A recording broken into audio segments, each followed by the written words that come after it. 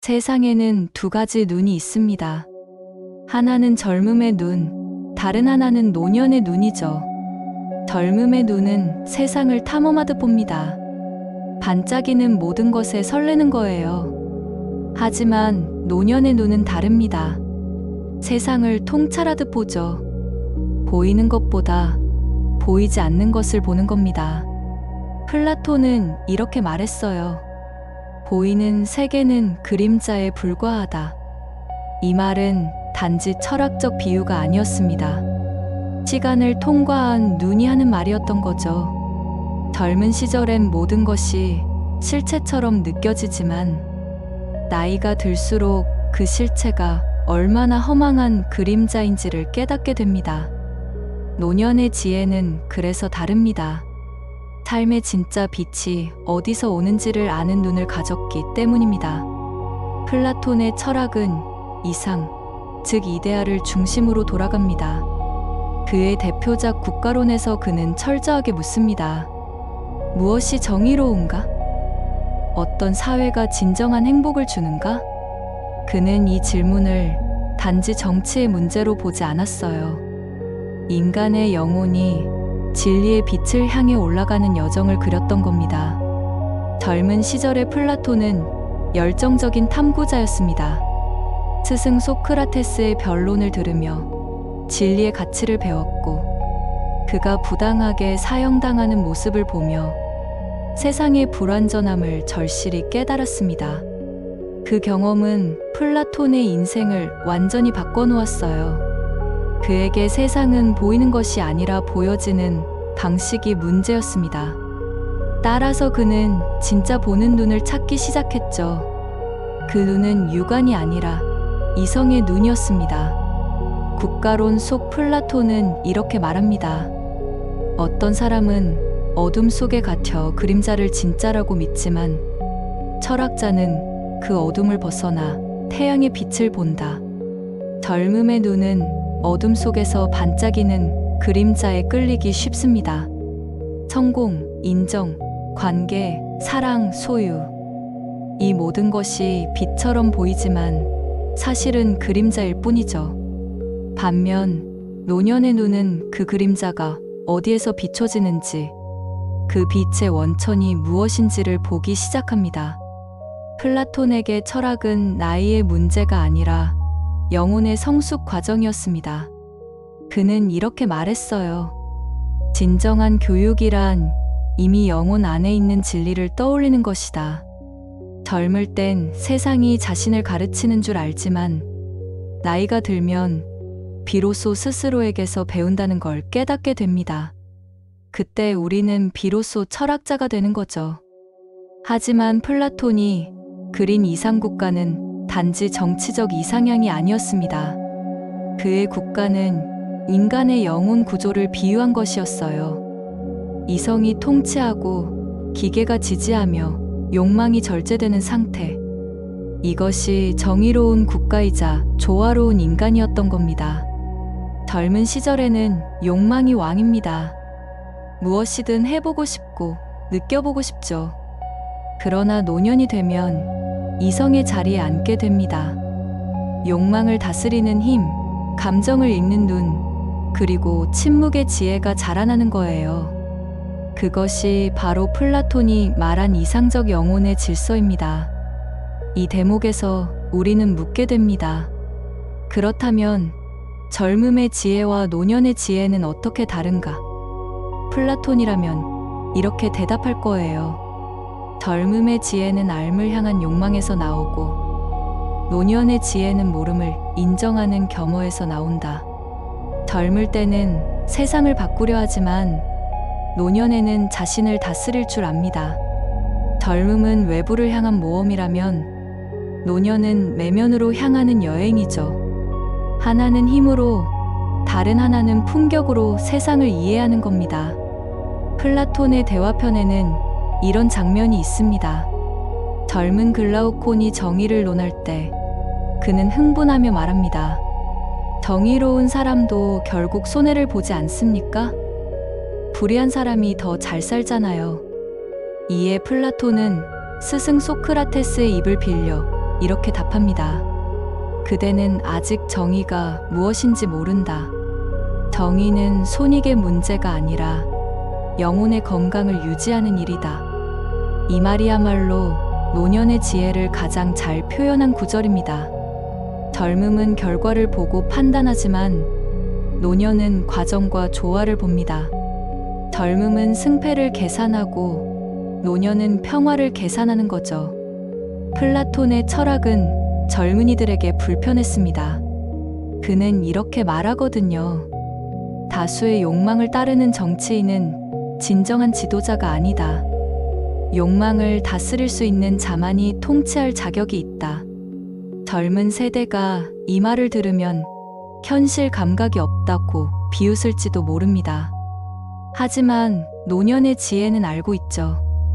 그 말이 얼마나 현실적인 충고인지를요. 리더십이란 결국 욕망을 제어할 줄 아는 능력이라는 것을요. 플라톤이 살던 시대의 아테네는 민주주의의 모순을 드러내던 시기였습니다. 많은 사람들이 다수의 의견이 곧 정의라고 믿었어요. 하지만 플라톤은 단언했습니다. 다수가 진리를 아는 것은 아니다. 그는 젊은 열정 대신 냉철한 질서를 택했습니다. 그가 본 진리는 언제나 이성의 눈으로 본 것이었어요. 그 눈은 나이가 들수록 더 깊어지는 겁니다. 그는 결국 이렇게 결론 짓습니다. 진정한 행복은 영혼의 질서에 있다. 이 한 문장은 젊음과 노년의 경계를 넘어섭니다. 젊음의 행복이 새로움에서 온다면 노년의 행복은 조화에서 오는 거죠. 젊음은 속도를 사랑하지만 노년은 방향을 압니다. 플라톤의 철학은 노년의 눈으로 보면 더욱 선명합니다. 젊을 때는 그저 이상주의자의 꿈처럼 들렸던 말들이 시간이 흘러 어느 날 문득 내 삶의 문장으로 다가옵니다. 그때 비로소 깨닫게 되죠. 아, 플라톤이 말한 이성의 질서가 바로 내 마음의 평화였구나. 플라톤의 이상적 지혜는 오늘날의 세상에서도 여전히 유효합니다. 왜냐하면 인간의 욕망 구조는 2400년 전과 다르지 않기 때문입니다. 단지 도구만 바뀌었을 뿐이에요. 그의 시대에는 권력과 명예가 욕망의 대상이었지만 오늘날에는 팔로워 수, 조회수, 구독자 수가 그 자리를 대신하죠. 플라톤은 말했습니다. 다수의 찬동이 진리를 보장하지는 않는다. 이 말을 오늘의 언어로 바꾸면 이렇게 됩니다. 좋아요 수가 진실의 척도가 되지는 않는다. 젊은 세대는 보이는 세계 속에서 인정받고자 합니다. 그러나 노년의 지혜는 묻습니다. 그 많은 좋아요가 과연 당신을 더 평화롭게 만들었는가? SNS 시대의 젊음은 즉시성의 지배를 받습니다. 즉시 반응하고, 즉시 판단하고, 즉시 잊어버리죠. 그 속도감이 마치 생명력처럼 느껴집니다. 하지만 플라톤이 말한 지혜는 속도가 아니라 방향입니다. 그는 지혜로운 인간을 이렇게 정의했어요. 감정에 흔들리지 않고 이성의 빛으로 길을 찾는 자. 노년의 지혜는 느립니다. 하지만 그 느림은 단순한 도남이 아니에요. 그건 경험의 필터를 거친 통찰입니다. 젊은이는 세상을 이해하려 하지만 노인은 세상을 포용하려 합니다. 이 차이가 바로 지혜의 깊이죠. 플라톤의 말처럼 이성은 영혼의 통치자입니다. 그런데 오늘날 우리는 이성보다 즉흥이 지배하는 세상에 살고 있어요. 뉴스의 헤드라인, 댓글의 감정, 알고리즘이 추천하는 영상까지 모두가 감정적 반응을 부추기죠. 젊은 사람들은 느끼는 대로 사는 게 솔직함이라고 말합니다. 하지만 플라톤은 경고했습니다. 감정은 우리를 움직이지만 이성만이 우리를 올바르게 이끈다. 노년의 지혜는 이 경고를 몸으로 배운 결과입니다. 수많은 감정적 선택이 남긴 상처, 그 후에야 깨닫는 조심스러움의 가치. 그것이 바로 삶이 가르친 철학이에요. 이 시대의 젊음이 빠름을 숭배할 때 노년의 지혜는 머물물 배웁니다. 젊음이 성취를 향해 달릴 때 노년은 의미를 되묻습니다. 플라톤은 파이돈에서 이렇게 말했습니다. 철학은 죽음을 연습하는 일이다. 그 말은 곧 멈추어 생각하는 연습을 뜻합니다. 젊음이 죽음을 두려워한다면 노년은 그것을 준비합니다. 젊음이 세상을 소유하려 한다면 노년은 세상과 화해하죠. 이것이 바로 삶의 무게를 견뎌낸 철학입니다. 한 노교수가 제자들에게 이런 질문을 던졌다고 합니다. 당신이 지금 가장 두려워하는 것은 무엇입니까? 젊은 제자들은 망설임 없이 말했어요. 실패요. 인정받지 못하는 것이요. 뒤처지는 것이요. 그러자 교수가 조용히 웃으며 이렇게 말했습니다. 나는 지금 그 모든 걸 내려놓을 수 없게 될까봐 두렵다. 그때 제자들은 아무 말도 하지 못했습니다. 이것이 바로 노년의 지혜가 가진 반전의 힘입니다. 젊음은 얻는 법을 배우지만 노년은 놓는 법을 배웁니다. 젊음은 세상을 쥐려 하지만 노년은 자신을 내려놓습니다. 그 차이가 바로 삶의 품격을 만드는 거죠. 플라톤의 국가론에서 철이는 지혜로 통치하는 자입니다. 그는 권력을 가지기 위해 철학하지 않습니다. 철학하기 때문에 권력을 가지는 거예요. 그의 목적은 다스림이 아니라 조화입니다. 이 말은 오늘날의 리더십에도 그대로 통합니다. 젊은 리더는 성과를 내기 위해 싸우지만 노련한 리더는 균형을 위해 멈춥니다. 젊은 리더가 경쟁으로 팀을 몰아붙일 때 노련한 리더는 대화를 통해 신뢰를 만들죠. 이 차이는 나이의 문제가 아니라 영혼의 연륜입니다. 플라톤은 이를 정의로운 영혼의 질서라 불렀습니다. 이성이 감정을 통제하고 감정이 욕망을 절제할 때, 그때 진정한 리더가 탄생하는 거예요. 오늘날 사회의 문제는 이 질서가 무너졌다는 것입니다.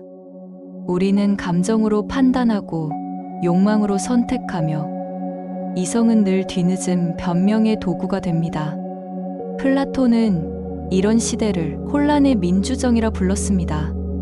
모든 사람이 자신이 옳다고 믿고 진리를 따르기보다 감정을 따를 때 국가도 인간도 혼란에 빠진다고 경고했어요. 이 부분을 들으면 마치 지금의 인터넷 세상 같습니다.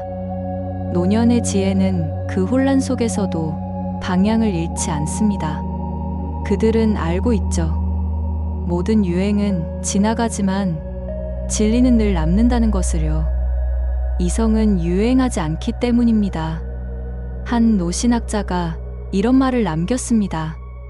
젊은 시절에는 신이 침묵하는 게 의심스러웠지만 나이 들고 나니 그 침묵이 얼마나 자비로운지 알겠다. 이 문장은 플라톤의 철학과 닮아 있어요. 젊음은 모든 질문의 답을 원하지만 노년은 답이 없는 질문도 포용합니다. 그건 체념이 아니라 더 깊은 이해입니다. 플라톤이 말한 이데아의 세계는 단지 형이상학이 아닙니다. 그는 현실의 불완전함을 인정하면서도 그 너머의 완전함을 향해 사유했어요. 이것이 바로 늙은 철학자의 젊은 사유입니다. 육체는 늙어도 진리를 향한 마음은 늙지 않는 거예요. 그래서 플라톤은 말합니다. 영혼이 이데아를 향해 나아갈 때 그것이 진정한 철학이다. 노년의 지혜는 바로 이 이데아적 시선을 가집니다.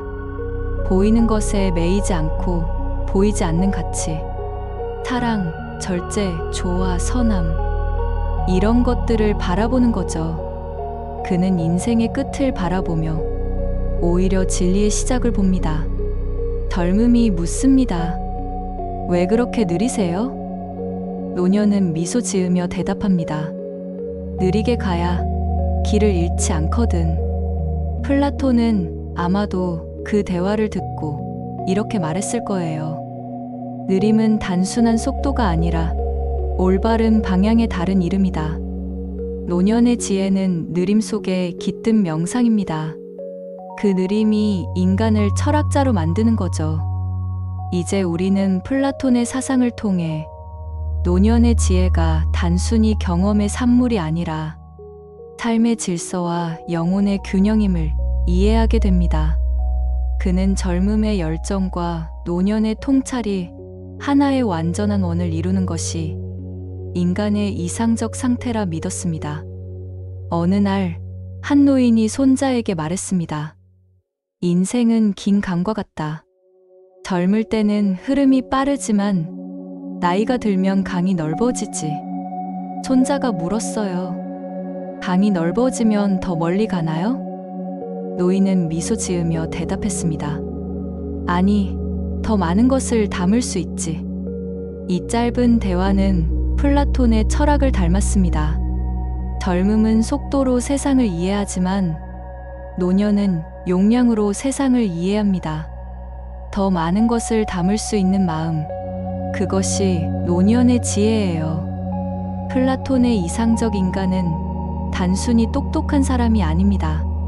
그는 세상을 꿰뚫어보는 눈을 가졌으면서도 그 시선을 타인을 향해 따뜻하게 돌릴 줄 아는 자입니다.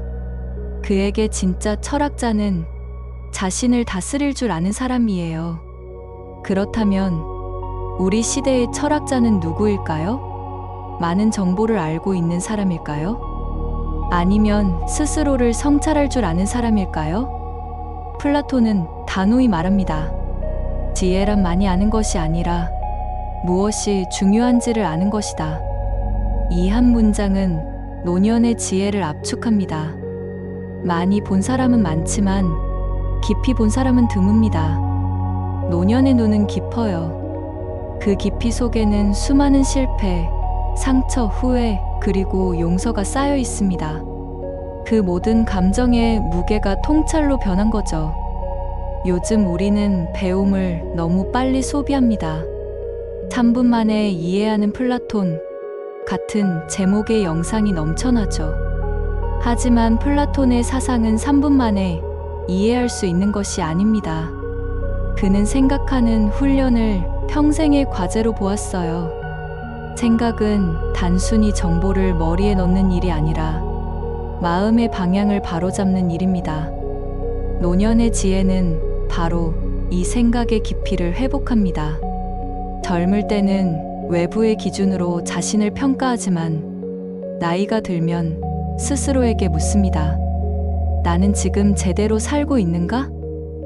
이 질문을 던질 수 있는 용기, 그 자체가 이미 철학이에요. 플라톤은 인간을 두 개의 세계를 오가는 존재로 보았습니다. 하나는 보이는 세계, 다른 하나는 이데아의 세계. 젊을 때 우리는 보이는 세계에 매달립니다. 직업, 명예, 관계, 돈. 이 모든 것이 삶의 중심이 되죠. 그러나 노년이 되면 보이지 않는 세계의 중요성을 깨닫습니다. 평화, 신뢰, 사랑, 그리고 진리. 그제서야 비로소 깨닫게 됩니다. 진짜 중요한 것들은 보이지 않는다는 것을요. 이 깨달음은 단순히 철학적 사유가 아닙니다. 삶의 통증을 통과한 사람만이 도달할 수 있는 곳이에요. 플라톤의 이데아는 바로 그 깨달음의 상징입니다. 젊음이 빛을 쫓는다면 노년은 그 빛의 근원을 바라봅니다. 젊은 날엔 인생이 길게 느껴집니다. 그래서 다급하죠. 언제 성공할까? 언제 행복해질까? 하지만 나이가 들면 인생이 길지 않다는 걸 알게 됩니다. 그때부터 중요한 건 속도가 아니라 방향이에요. 플라톤은 국가론에서 철인의 통치를 이야기하며 이렇게 말했습니다. 지도자는 진리의 빛을 본 자여야 한다. 그 말은 정치뿐 아니라 삶에도 그대로 적용됩니다. 자신의 인생을 이끄는 지도자, 즉 자기 자신이 진리를 본 눈을 가져야 한다는 뜻이죠. 노년의 지혜는 바로 그 자기 통치의 철학입니다. 이제 이런 질문을 던져볼까요? 젊음의 열정과 노년의 지혜 둘 중 하나만 택해야 한다면? 플라톤은 아마 이렇게 대답했을 거예요. 둘은 서로의 그림자다. 열정이 없으면 지혜는 늙고, 지혜가 없으면 열정은 불타다 꺼진다. 그 말은 곧 젊음의 시간에 지혜를 배우고 노년의 시간에 열정을 유지하는 것이 인간이 완성되는 길임을 뜻합니다. 젊음과 노년은 대립이 아니라 순환이에요. 지혜는 그렇게 삶의 양끝을 연결합니다. 오늘날 우리는 나이 든다는 것을 두려워합니다. 노화는 피해야 할 적으로 여겨지고 노년은 뒤처진 세대로 취급되죠. 하지만 플라톤의 철학은 묻습니다. 정말 늙는다는 건 나쁜 일인가? 노년의 지혜는 이렇게 답합니다. 늙는다는 건 잃는 게 아니라 덜 필요해지는 것이다. 젊을 땐 수많은 욕망이 우리를 끌어당기지만 나이가 들면 오히려 단순함 속에서 자유를 찾습니다. 그 자유는 세상이 주는 것이 아니라 덜 가지려는 마음에서 오는 평화입니다. 플라톤이 꿈꾼 이상국가에서 가장 존경받는 계층은 철학자였습니다. 왜냐하면 그들은 가장 많은 것을 알고 있어서가 아니라 가장 깊이 모름을 이해했기 때문입니다. 나는 내가 모른다는 것을 안다. 소크라테스의 이 말은 플라톤의 철학 전체를 지탱하는 뿌리였습니다. 노년의 지혜는 바로 이 문장 속에 있어요. 자신의 한계를 인정하는 용기. 그 한계 안에서 진리를 향해 나아가는 겸손한 말이죠. 젊음은 정답을 원하지만 노년은 질문을 사랑합니다. 왜냐하면 진짜 철학은 답하는 것이 아니라 묻는 것이기 때문입니다. 이제 우리에게 남은 질문은 이것입니다.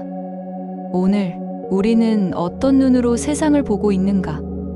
젊음의 눈으로 볼 때 세상은 경쟁의 장처럼 보이지만 노년의 눈으로 보면 그것은 하나의 거대한 수업입니다.